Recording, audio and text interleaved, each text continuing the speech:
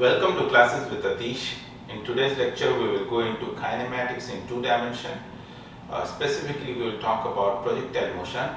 Projectile motion is motion of a body when its motion is affected only by acceleration due to gravity. Okay, so let's get started.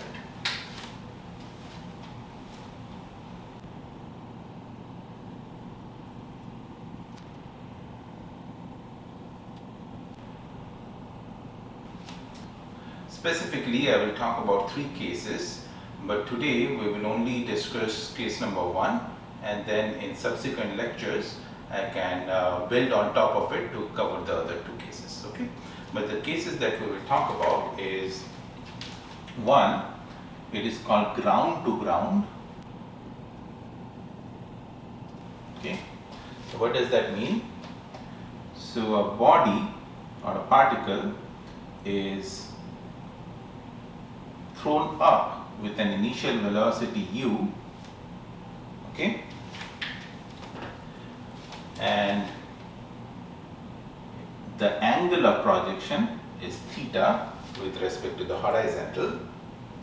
Okay, so what would happen is the body would go in a path like this, go to a maximum height, and then it will start falling and it will hit the ground after some time. Okay, so these type of problems are called ground to ground.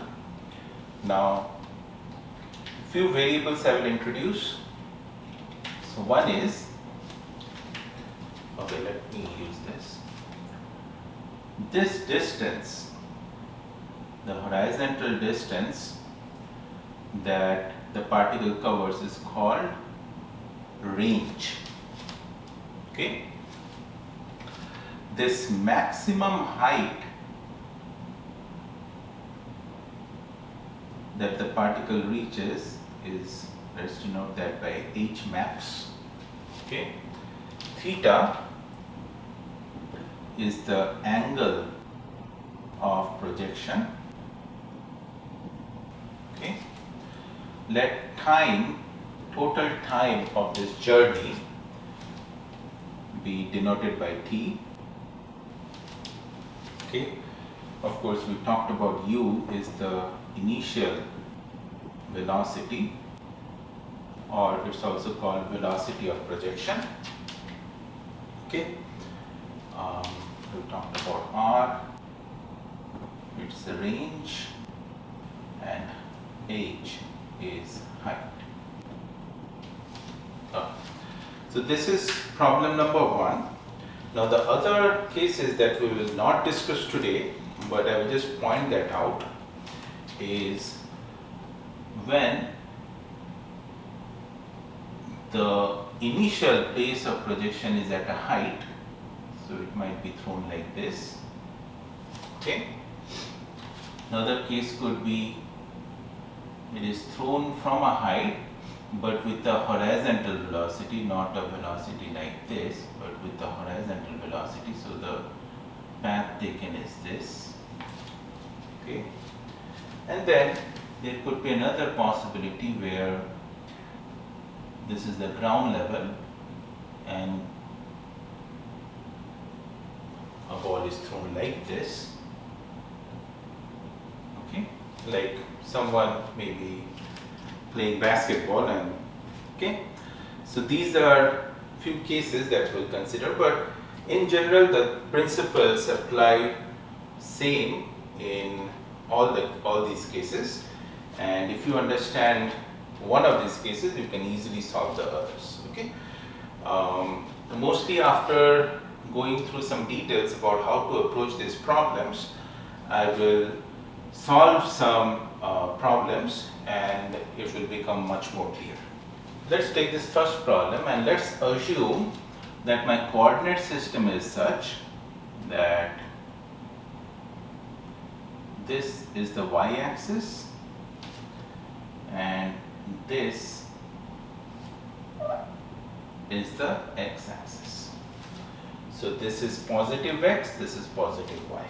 Okay, so obviously at some point when the particle starts to drop, its displacement with respect to this place is negative y, but we'll get to that. Okay.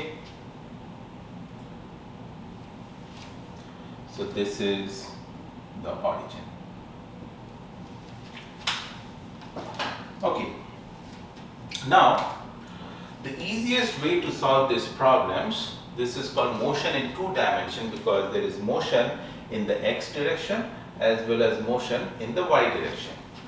So the way to solve these problems is to break down the motion in 2 dimensions into motion in 2 motions in 1 dimension. What do I mean by that? So if we break down the motion in the x direction and in the y direction and find out all the variables, then we can easily solve this problem. Okay? How do we do that? What is the initial velocity u in the x direction? So component of u in the x direction. We all know it will be u cos theta. Okay. Now what is the initial velocity of the particle in the y direction? It is u sin theta. Okay. What is acceleration in the x direction? Is there any acceleration in the x direction? Answer is no. But what about acceleration in the y direction? Acceleration is in the downward direction, which is acceleration due to gravity. So obviously it is negative g. Okay. Now then can we find out the velocity in the x direction at any time t? Let's say at time t the velocity is here. Okay, the particle is here and the velocity is in this direction obviously because the particle is moving along that curve. Okay. So this particle will have a velocity in the x direction, a component in the x direction, and a velocity component in the y direction. So can we find out those components in the x and y direction? Absolutely we can. So Vx, which is this component, because this is uniform acceleration case, in fact this is zero acceleration case, it will always be same as the initial velocity. In fact, what we are applying here is v equals u plus at.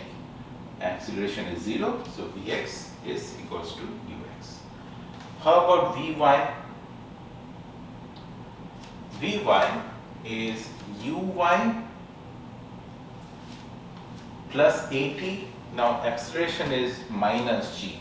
So we can write minus gt, where t is basically the time it took from here to here. Okay. So Vx we can write is u cos theta, and Vy we can write is u sin theta minus gt. Okay. So at any time we can find out the velocity vector Vt.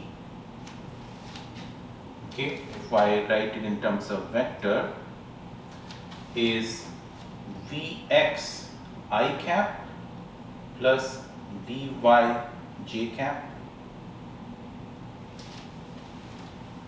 Okay.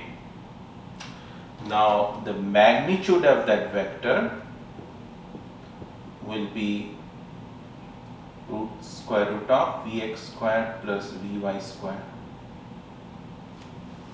So you can find out the magnitude of this vector very easily. Okay. Now let's look at the situation when the particle reaches the maximum height, which is h max, when the particle is here. Okay. Now, at that point, can we say Vy is equal to 0? So, if we write at max height,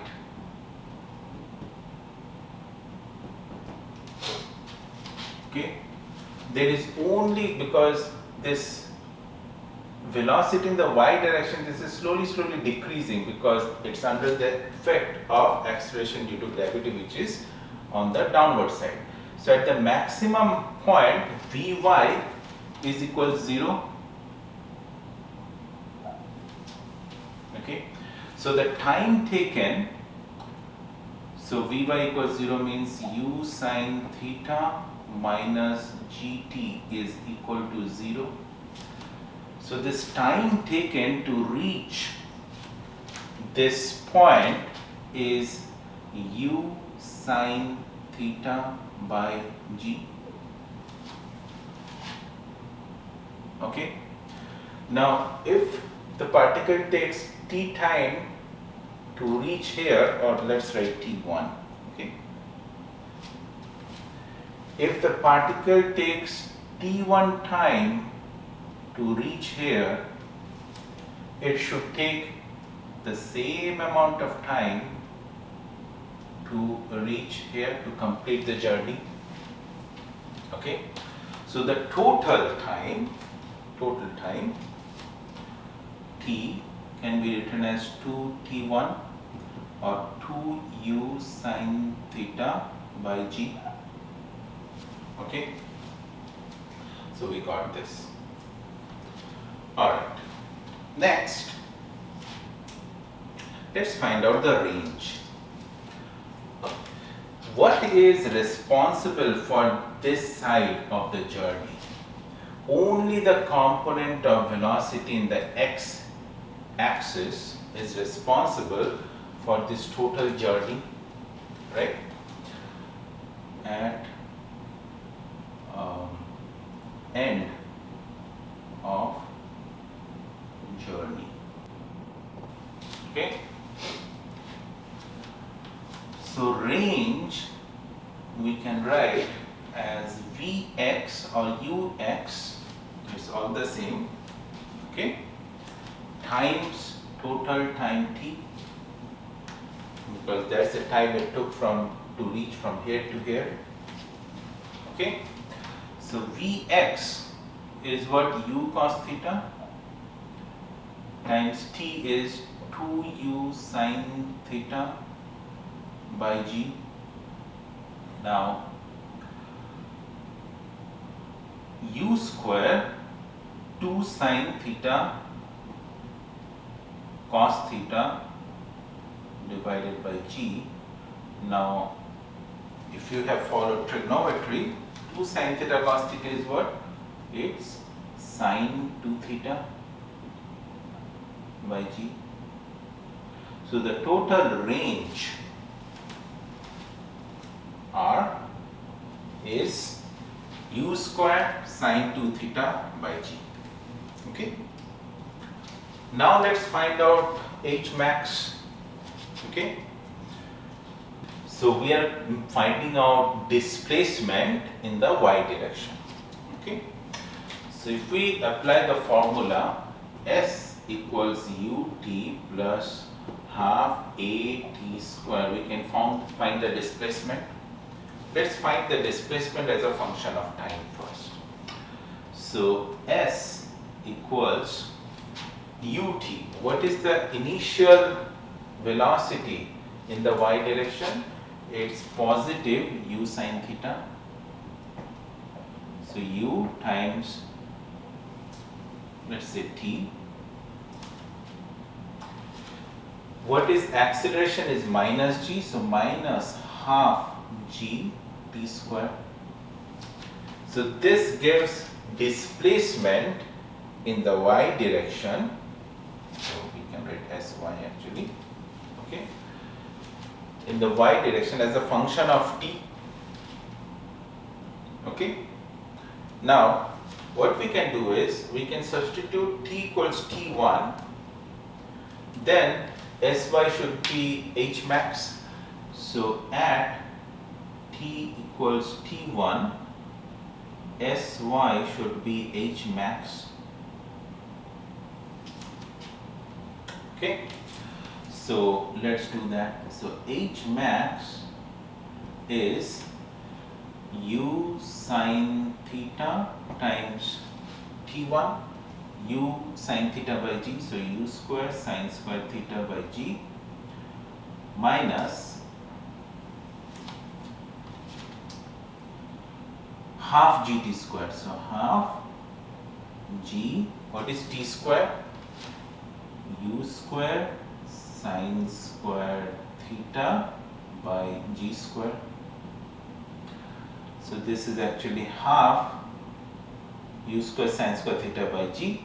So the result is half U square sine square theta by G, or we can simply write this as U square sine square theta by 2G.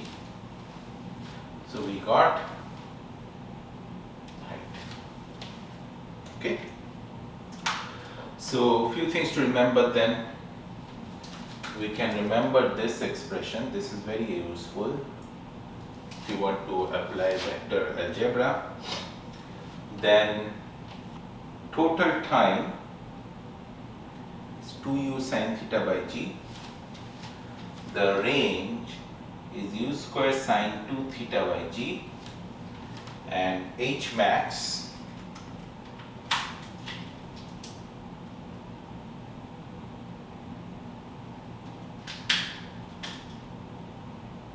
is U square sine square theta by 2G. Okay? Okay. You might get questions like find velocity vector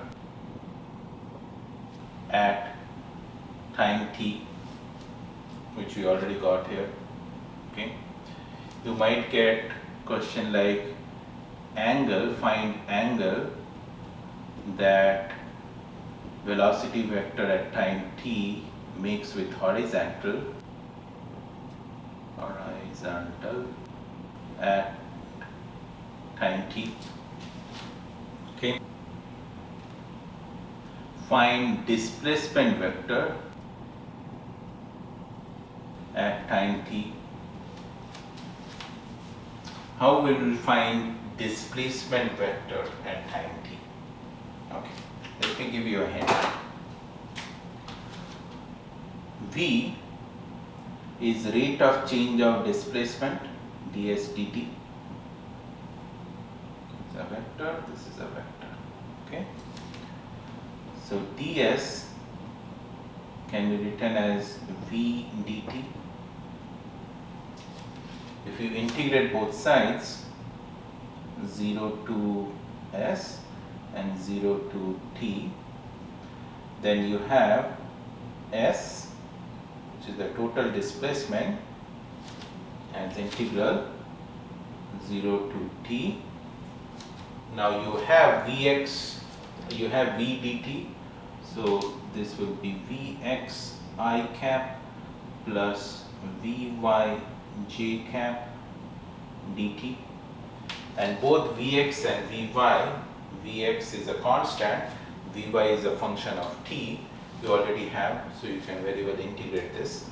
So that's how you find the displacement vector. Okay, another question you can get is, if height h max is equals to range, find theta. How to do that? We know h max, we know range, we just equate those two, u square will cancel out, so basically sine 2 theta is sine square theta, you can find out theta. Okay. Another property is this range. Okay. You see, range is u square sine 2 theta by g. This range will be same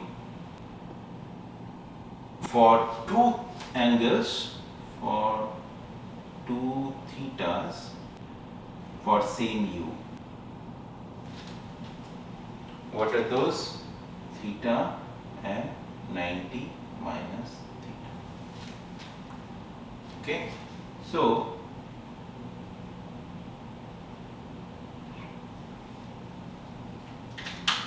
if you have an angle of projection theta and an angle of projection 90 minus theta,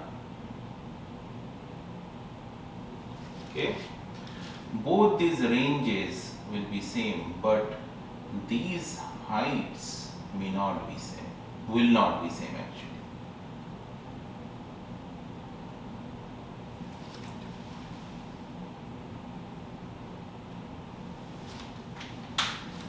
Now, can you find the relation between H1, H2 and R? It's very easy. H1 we can write u square sine square theta by 2g.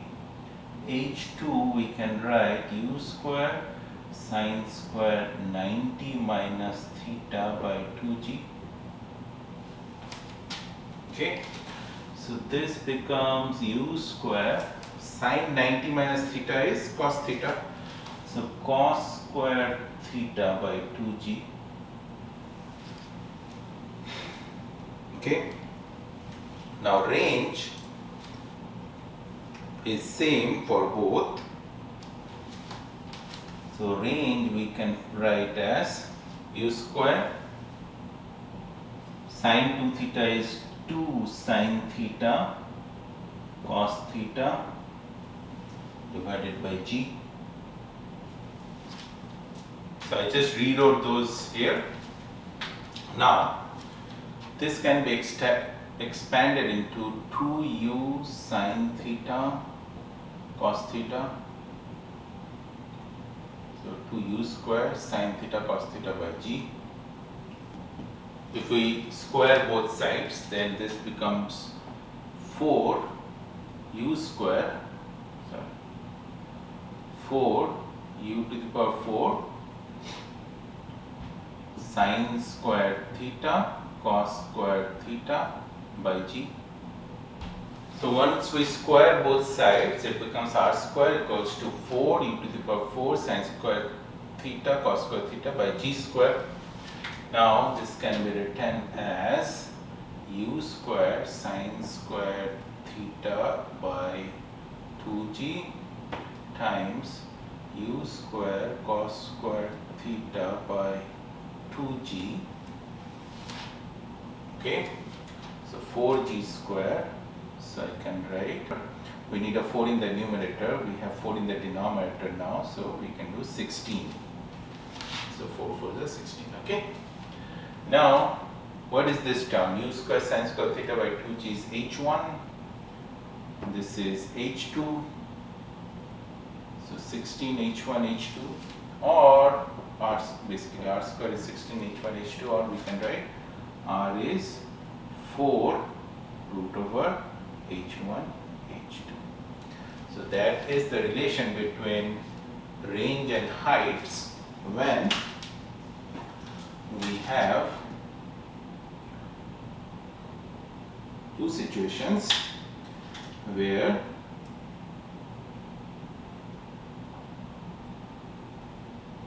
the range was same, but the angle of incidence was, this was theta, this was, let's say 90 minus theta. So this one was, this should be h2, this should be h1, and these are the ranges.